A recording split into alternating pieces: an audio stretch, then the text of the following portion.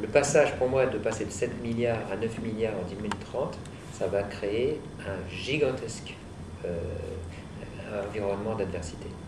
Donc il faut partir de l'adversité avant même de parler d'autre chose. Donc au lieu d'avoir, mais c'est ce que vous dites au moins dans le résumé, à savoir qu'on estime qu'il y a un accès infini aux ressources et donc pourquoi devoir se mettre dans un champ de contraintes. Je crois véritablement qu'il faut commencer par champ de contraintes. On a créé un iLab, Innovation Lab, où là, on raisonne, enfin, c'est pas encore en place, mais je voudrais raisonner sous forme de brief.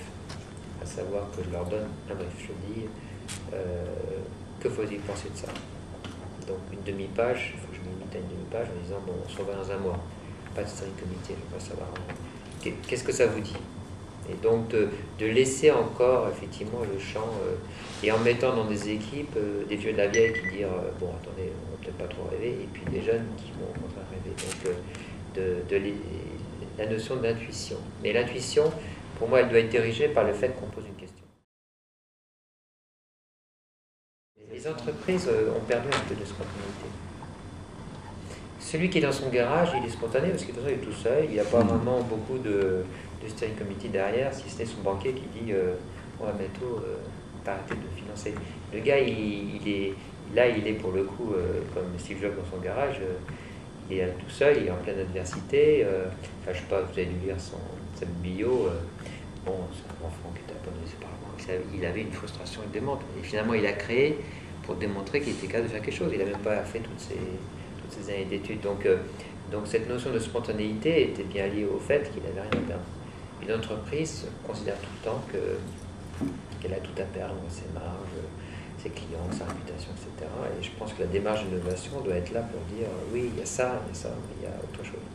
Donc comment arriver pour une entreprise à concilier un monde, je dirais, où elle est attendue par les analystes, les marges, les parts de marché, les slides bien faites, les réunions, les roadshows, les investisseurs, puis à l'autre bout, d'avoir aussi, oui, mais il y a des choses nouvelles.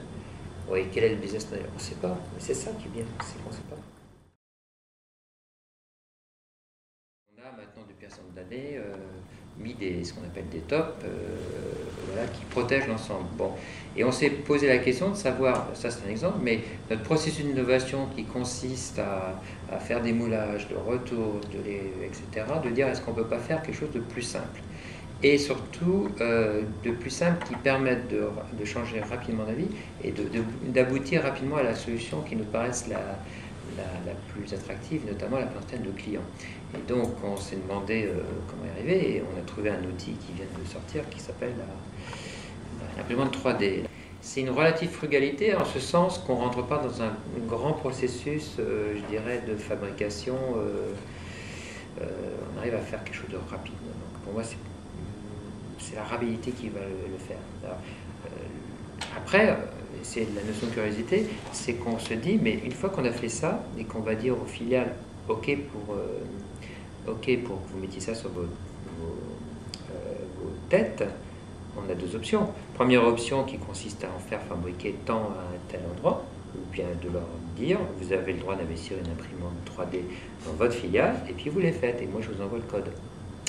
Et donc là, on voit d'un seul coup toute une découverte de dire, mais peut-être que le processus d'investissement de groupe va passer par des codes 3D qu'on envoie dans le monde entier et que les gars vont faire directement ça. Et puis ensuite, quand ils vont perdre la pièce ici, eh ben, ils vont la rééditer chez eux. Et donc je me dis que on rentre dans un système d'ambiguïté de l'innovation. C'est-à-dire elle devient partagée.